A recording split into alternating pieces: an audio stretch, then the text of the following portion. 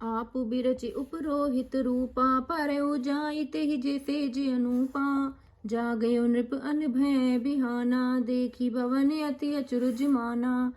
वह आप पुरोहित का रूप बनाकर उसकी सुंदर सेज पर जा लेटा। राजा सवेरा होने से पहले ही जागा और अपना घर देखकर उसने बड़ा ही आश्चर्य माना। मुनि महिमा मन महु अनुमानी उठो गवही जही जान नरानी। कानन गयो बाजू चढ़ी ते ही पुर नर नारी न जाने हूँ के ही। मन में मुनि की महिमा का अनुमान करके वह धीरे से उठा जिसमें रानी न जा पावे। फिर उसे घोड़े पर चढ़कर वन को चला गया। नगर के किसी भी स्त्री पुरुष ने नहीं जाना। गै जाम जुग भूपति आवा घर घरे उत्सव बाज बधावा। उपरोहित ही देख जब राजा चकित बिलोक सुमरी सुमेरी सोई काजा। दोपहर बीत जाने पर राजा आया। घर घर उत्सव होने लगे और बधावा बजने लगा।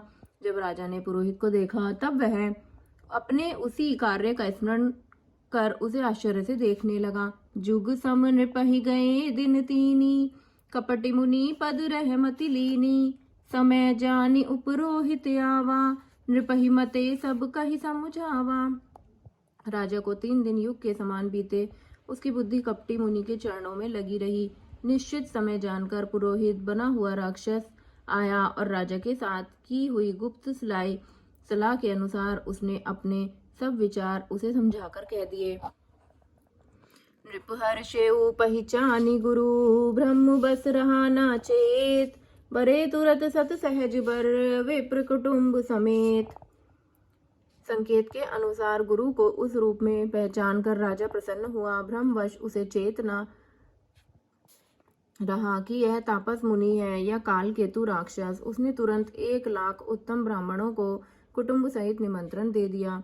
उपरोहित जे बिनार बनाई छरस चारि विधि जसी चुति गाई। माया में तेहि कीन रसोई व्यंजन बहुगनि सकई न कोई।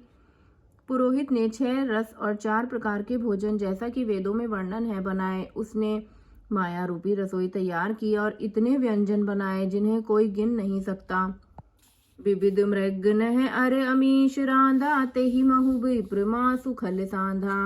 भोजन कहूँ सब विप्र बुलाए पद पखारी सादर बैठाए।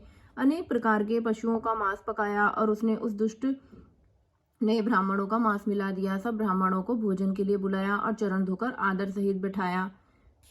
परुसन जबहि लाग मही पाला भय आकाश बानी तेहि काला। विप्र वृंद उठी उठी ग्रह जाहू है बड़ी हानि अन्न जनि खाहू। जो ही राजा परोसने लगा उसी काल केतु कृत आकाशवाणी हुई कि हे ब्राह्मणों उठ उठकर अपने घर जाओ। यह अन्न मत खाओ, इसके खाने में बड़ी हानि है। भयउ रसोई भूसुर मासु सब दुज उठे मानि बिसबासु। भूप बिकल मति मोह भुलानी भावी आ बसना आव मुख बानी। रसोई में ब्राह्मणों का मांस बना है। आकाशवाणी का विश्वास मानकर सब ब्राह्मण उठ खड़े हुए। राजा व्याकुल हो गया परंतु उसकी बुद्धि मोह में भूली हुई थी। होनहारवश उसके मुंह से एक बात भी न निकली। बोले विप्र सकोप तब नहीं कछु कीन विचार। जाई निशाचर होई नृप मूढ़ सहित परिवार। तब ब्राह्मण क्रोध सहित उठकर बोले। उन्होंने कुछ भी विचार नहीं किया। अरे मूर्ख राजा, तू जाकर परिवार सहित राक्षस हो।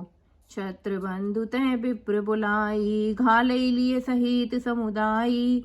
ईश्वर राखा धर्म हमारा जय हसी तय समेत परिवारा। हे नीच क्षत्रिय, तूने तो परिवार सहित ब्राह्मणों को बुलाकर उन्हें नष्ट करना चाहा था। ईश्वर ने हमारे धर्म की रक्षा की, अब तू परिवार सहित नष्ट होगा। संबत मध्य नास तब हो जलदाता न रही कुल को। नृप सुनि श्राप बिकत अति त्रासा भय बहोरी बरि गिरी आकाशा।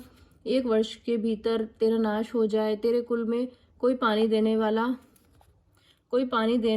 वाला तक न रहेगा। शाप सुनकर राजा भय के मारे अत्यंत व्याकुल हो गया। फिर सुंदर आकाशवाणी हुई। विप्र शाप बिचारी नदीना नहीं अपराध भूप कछु कीना। चकित विप्र सब सुनि सब वाणी भूप गयो जह भोजन खानी। हे ब्राह्मणों, तुमने विचार कर श्राप नहीं दिया। राजा ने कुछ भी अपराध नहीं किया। आकाशवाणी सुनकर सब ब्राह्मण चकित हो गए। तब राजा वहां गया जहां भोजन बना था। जय जय सीताराम।